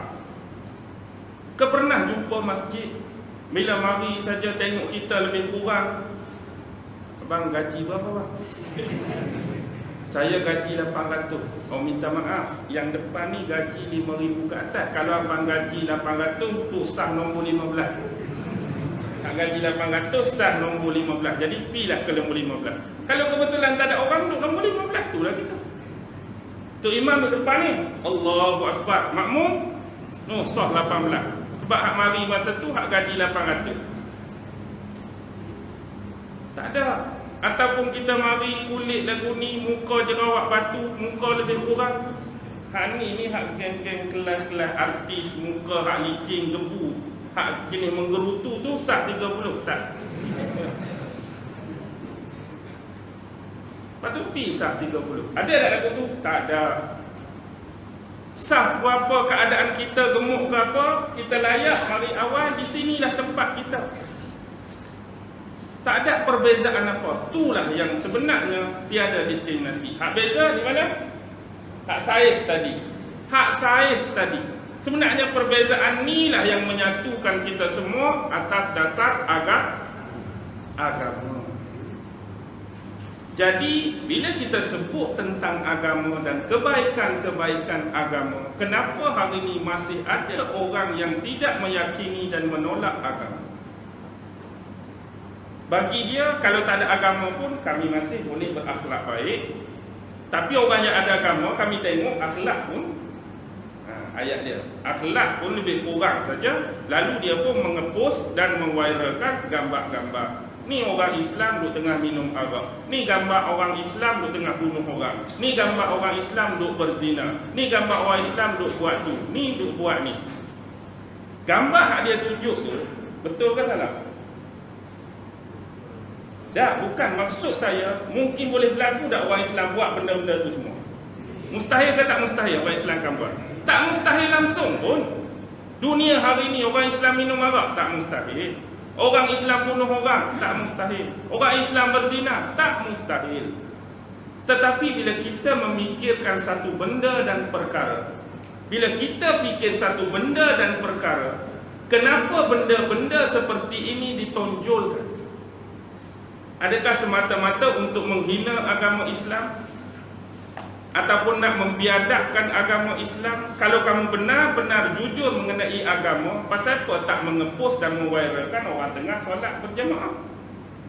Kau orang Islam tak solat berjemaah? Boleh, bagusnya solat berjemaah. Bagusnya duduk tengah usap kepala anak yatim. Bagusnya duduk tengah bayar zakat. Bagusnya duduk tengah gotong royong. Bagusnya duduk tengah tolong orang tu, tolong orang ni. Tapi hak sentiasa dipost, hak gambar-gambar tak elok. Bila selalu dipost gambar tak elok, rasa ada benda tak belakang? Rasa ada benda, rasa ada agenda, rasa ada tujuan, rasa ada tersirat. Nak suruh menanamkan kebencian pada agama ni dan secara otomatik cuba keluar daripada lingkungan wilayah ini. Bila rasa muak, bila rasa lebih kurang sama dengan hak lain, bila rasa tak ada beza dengan orang lain, jadi tak salah untuk kami keluar daripada wilayah dan lingkungan ini. Akibatnya akan ramai lagi lah munculnya spesies-spesies yang kita sebutkan tadi. Perkara yang paling mudah saya boleh sebut untuk gambarkan. Saya sebagai guru, sebagai seorang guru di mana-mana pun, kita biasa melaluinya dengan masuk maktab dulu kan.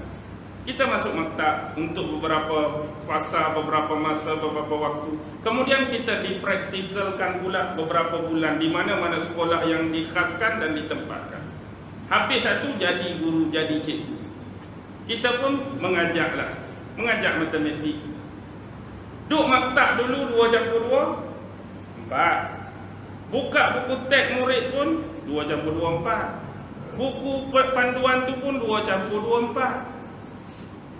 Dan kita ajar anak murid pun dalam kelas teori yang sama, 2 campur 2, 4. Ingat 2 campur 2, 4. 2 campur 2, 4. Esok nak periksa berbuih, ingat soalan ni masuk.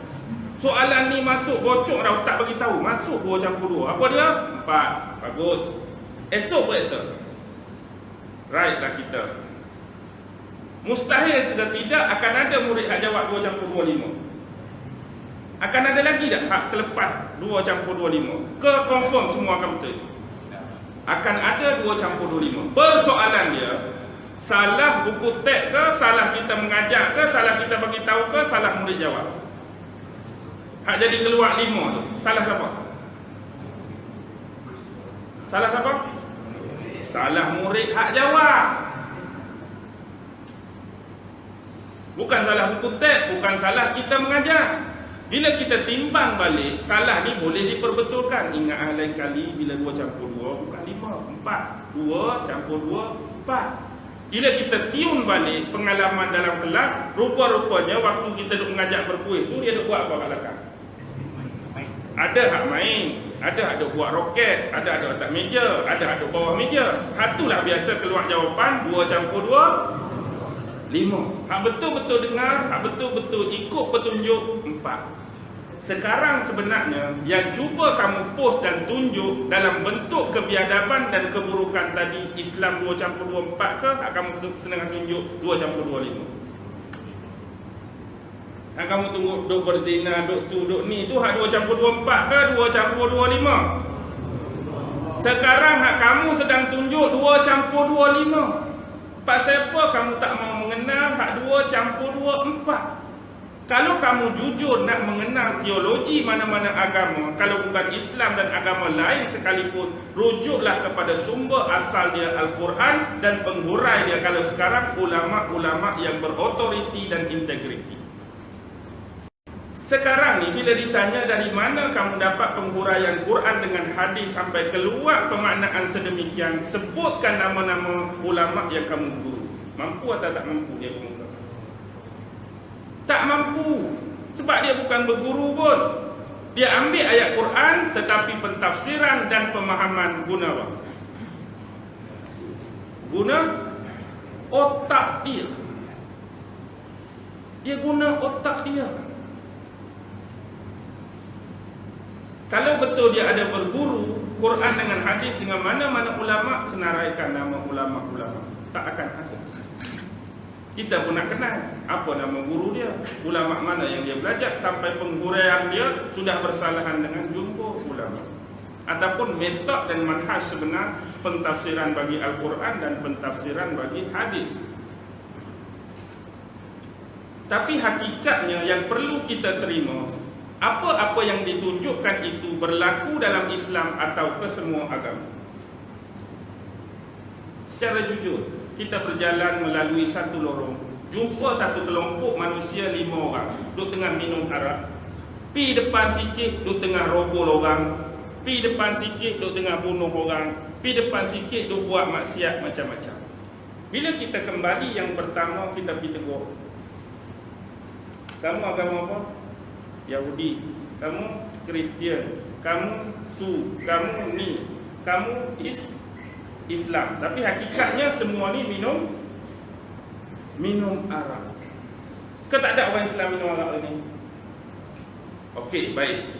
Apa yang saya nak tekankan ialah, baik dia Yahudi, baik dia Kristian, baik dia Buddha, baik dia Hindu, baik dia Islam, apa yang dia buat sekarang ini, agama dia suruh ke, agama dia tak suruh? Hak dia sedang buat tu, agama tak suruh. Tanya orang Hindu, boleh tak? Tak boleh. Buddha tak boleh. Yahudi tak boleh. Ini memabukkan. Islam lagilah tak boleh. Sekarang apa yang berlaku, mereka alami kehidupan ikut acuan agama atau hawa nafsu. Mereka ikut hawa nafsu, tetapi pelabelan di belakang mereka berdasarkan agama. Adakah silap agama atau silap pelaku dia? Bila agama tak ajar, pelaku dia buat, itu bukan acuan agama, tapi kesilapan pelaku dia. Tapi ramai hari ini, bila pelaku yang buat, siapa yang terkena? Siapa yang terpalit? Agama yang terpalit. Agama yang terpalit. Pi kat orang, rogol orang pula. Di situ pun, ni pun rogol orang. Islam tak ada rogol orang lah. Terlibat juga bila ditanya agama suruh ke tak suruh, jawapan dia tak suruh pun, kami sendiri yang buat.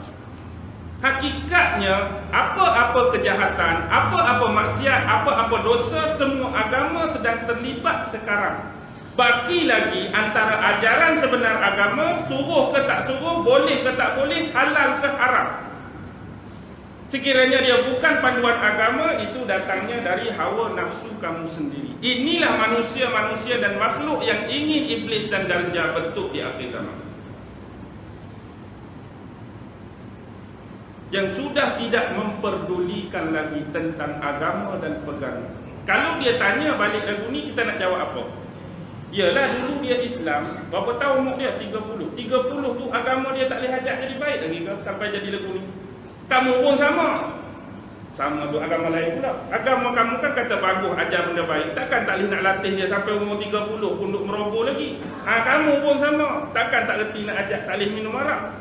Jadi semua agama ni sampah. Semua agama tak berguna. Tak boleh nak adjust peribadi kamu jadi baik. Jadi apa guna ada? Dia nak start. Apa guna ada agama kalau tak boleh nak bentuk peribadi dan syahsiah kamu? Baik tak ada. Tapi kami orang nampak. Yang itu satu hal. Bila kita tanya balik, kalau kita tolak ke tepi agama, tolak ke tepi Nabi dan Rasul, tolak ke tepi kitab-kitab, panduan apa yang kita nak pakai untuk tahu baik dan buruk? Situ saja poinnya. Lani sebahagian besar agama tahu ani halal, ani haram, ani baik, ani buruk, ani boleh tak boleh, sebab kita ada guideline agama, panduan daripada Nabi dan Rasul menerusi kitab. Bayangkan kita tak mau pakai hak ni. Agama tepi, kitab tepi, pesuruh Allah pun tepi. Sekarang ni tak ada apa. Macam mana kita nak timbang satu perkara yang dibuat baik atau betul, guideline apa kita nak pakai?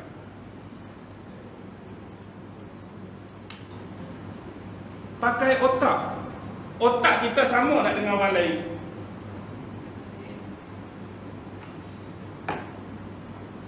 Mari kumpulan A. Bagus ke tak bagus? Bagi kami kumpulan A, ini adalah benda yang bagus. Tapi mari kumpulan B, belum tentu lagi. Bagi kami kumpulan B, benda ni tak bagus. Tengok, satu benda bagus, tukar pula. Kumpulan A lagu mana?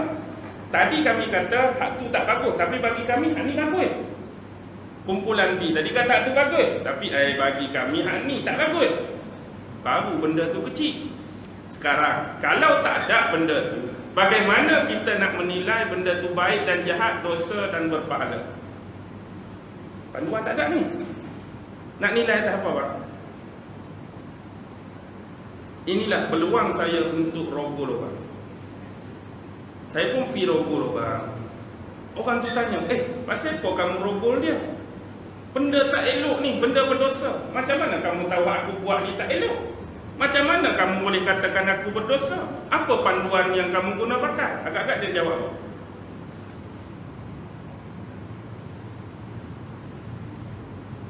Bagi saya merogol tu bagus. Dia nak kata apa?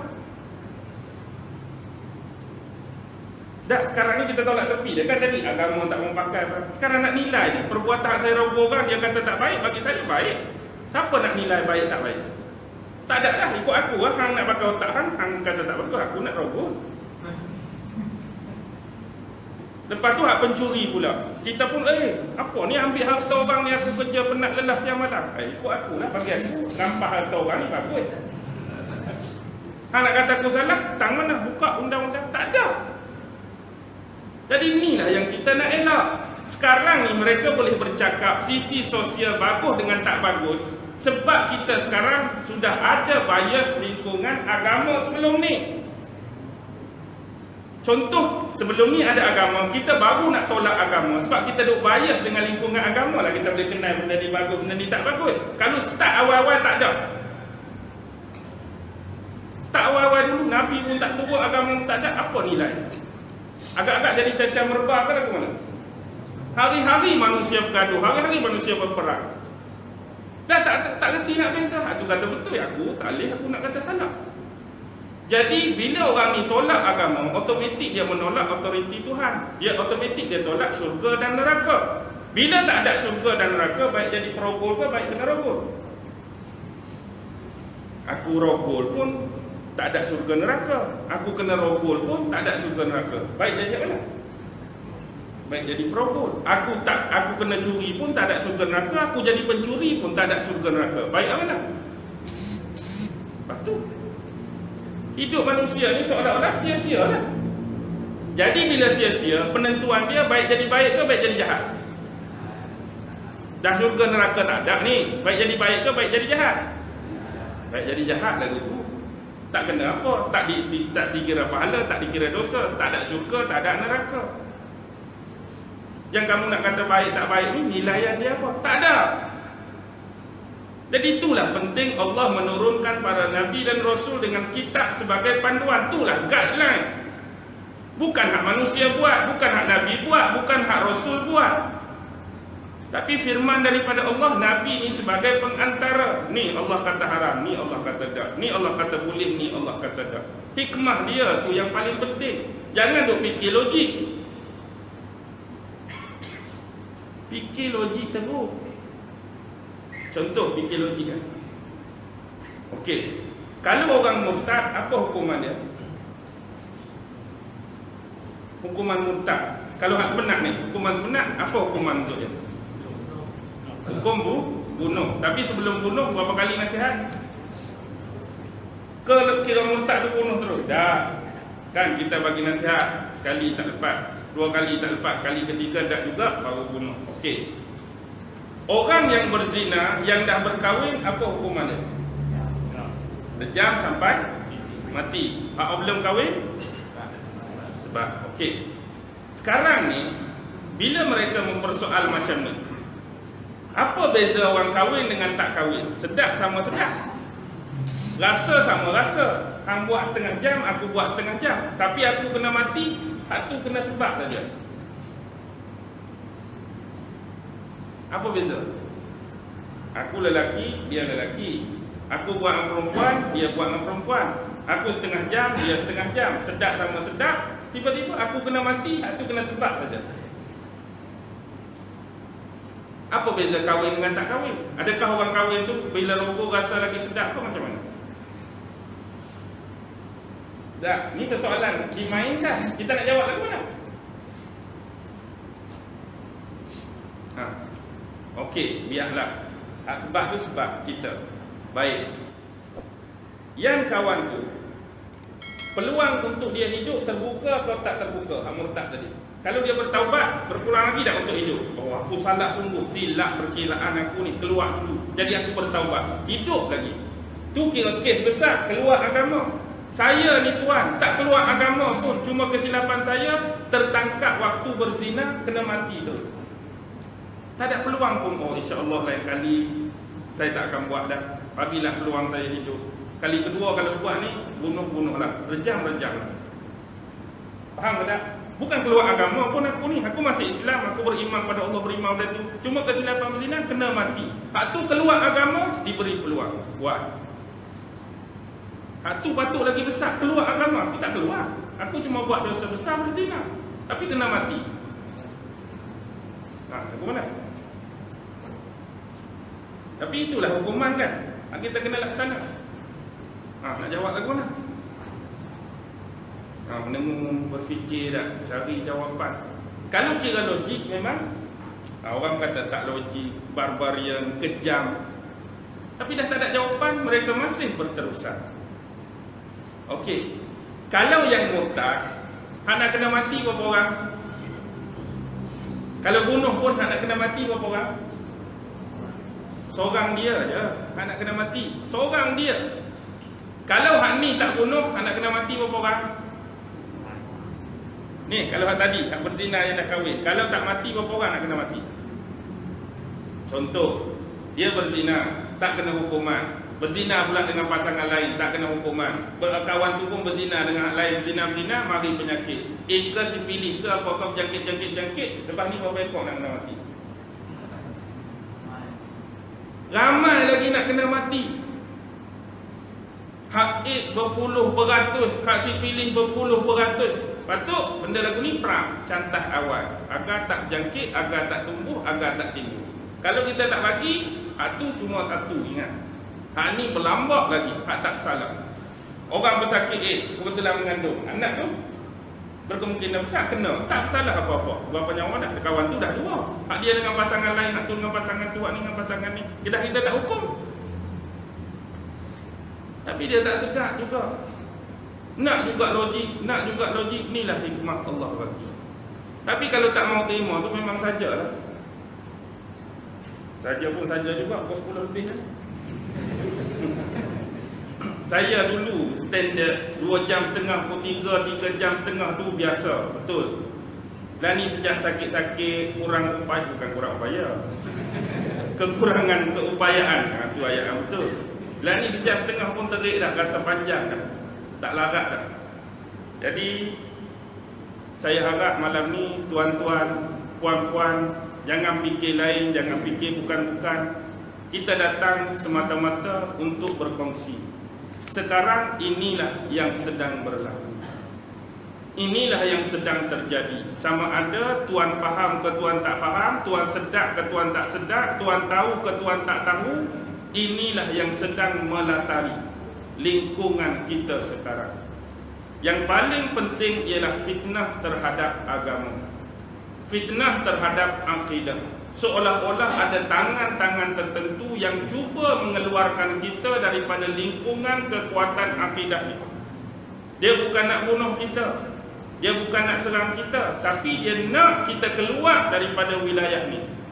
Jadi orang yang tidak beriman, jadi orang yang tidak beragama, jadi orang yang tidak mempercayai kewujudan dan keberadaan Allah. Sudah memadai bagi mereka. Ingat, ini satu bahaya yang cukup besar. Mungkin satu masa tuan-tuan akan berhadapan dengan mereka kalau Allah izin, kalau Allah berkenan. Dan itulah tiba masanya anda perlu dihadapkan dengan persoalan-persoalan logika dan seumpama atau seperti ini. Jadi bersedialah. Jadi kalau jawapan anda tidak memuaskan, berkemungkinan besar mereka akan lorongkan diri pada nombor 2. Kalau benar-benar Allah itu ada dan Allah itu wujud, minta Allah turun dan tampak muka aku sekarang. Ni bukan dibuat-buat, ni bukan direka-reka. Kalau Allah tu wujud, turun dan tampak muka aku sekarang. Duduk lama, tak turun pun, tak tampak pun, main-main. Analogi dia macam kita sekolah menengah dululah. Walaupun mungkin tak sama. Macam kita sekolah menengah dulu, kita duduk dalam kelas, kita kan selalu budak-budak nakal. Ustaz kita dahlah muka jerawat menggerutu, perut buncit. Kereta pula pakai kereta buruk. Kalau dia buat apa-apa kat kita gores kereta dia, kita pergi tumbuk dia, kita pergi cat keting dia. Sebab tu dalam kelas. Esok betul-betul jumpa depan rusak. Ayat dia lagu lain ke? Lagu ni pak. Dan agak-agak ayat dia ayat macam tadi ke? Ayat tu tak ada lagu rusak paling bagus. Ayat dia jadi tertukar dah. Tadi rusak tak ada. Ni betul-betul duduk depan rusak. Saya terima aduan bahawa kamu berdua ni duk cakap macam-macam. Cuba sebut balik apa yang kamu cakap. Analogi ni mungkin tak sama sebab sisi kemanusiaan manusia sama manusia. Tapi hakikatnya macam tu lah. Bila tak kenal lagi, itulah. Nanti nak tunggu buku dengan ruah bila Allah tarik nyawa besok. Tahulah langit tinggi rendah. Pasal apa selalu orang analogikan langit tinggi rendah? Pasal apa orang tak kata tahulah tanah dalam ke tak dalam? Dah, selalu kan kata bila orang tu sombong apa, oh hang tak kenal lagi, nanti sikit lagi tahulah langit tinggi rendah. Asyik sebut langit tinggi rendah. Pasal apa tak kata tahulah tanah dalam ke tak dalam? Ini kita selang-seli kali ni. Baik. Yang terakhirlah saya kira. Yang terakhir nak suruh mudah faham, saya nak bagi satu cerita simple saja. Dahulu ada seorang lelaki, bila dia rasa rambut dia ni panjang, misal dia pun agak tebal, kumis dia agak tebal, dia pun pergi tempat barber. Tahu tak barber? Kalau tu pondok belah Patani, barber tu kan.